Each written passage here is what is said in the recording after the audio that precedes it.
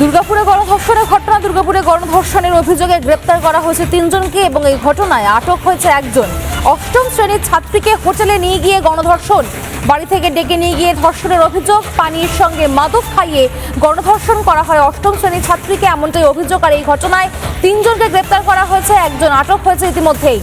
রাতে বুদবুদে জাতীয় সড়কে নির্যাতিতাকে ফেলে রেখে চম্পট দেয় দুষ্কৃতীরা। টোটো চালকের সহায়তায় বাড়ি ফেরেন সেই নির্যাতিতা।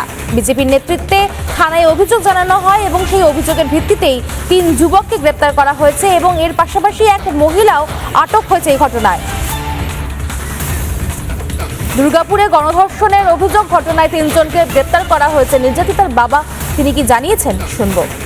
কাল দুপুর 2:30টার সময় আমার মেয়েকে এক মহিলা সিমরান তামা খোঁজ নিয়ে যায় মানে বাড়ি থেকে। তারপর একটি হোটেলে নিয়ে গিয়ে তাকে মদ্যপান করায় এবং খাবার ড্রিঙ্কসের সঙ্গে তাকে ওষুধ দেওয়া হয় যাতে সে বেহুশ হয়ে যায়। তারপর 2-3 জন ছেলে মিলে তাকে গ্যাংরেপ করে। বুদবুদের বাসিন্দা একটি মেয়েকে 14 বছরের মেয়েকে গণধর্ষণ করেছে এবং গণধর্ষণ কারা করেছে? এসকে আজারউদ্দিন, রাজ মল্লিক এবং 2 জনের নাম এখনো জানা যায়নি। তার মধ্যে একটি মাস্টার মাইন্ড একটি মেয়েও আছে।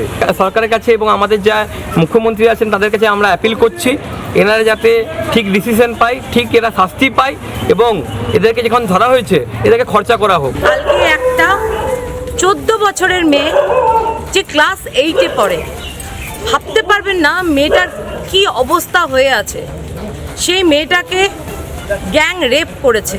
এই যে সমস্ত হোটেলগুলোতে এই সমস্ত নোংরা কার্যকলাপ এখনও চলছে, সেইগুলোকে আগে আমরা আইডেন্টিফাই করব এবং আপনাদের মাধ্যমে সেই হোটেল মালিকদেরকে বলতে চাই যে আপনারা সতর্ক হয়ে যান। আমরা যদি ফার্দার এরকম কোনো ঘটনা পাই তাহলে কিন্তু লাইসেন্স আমরা বাতিল করতে 2 মিনিট টাইম নেব না।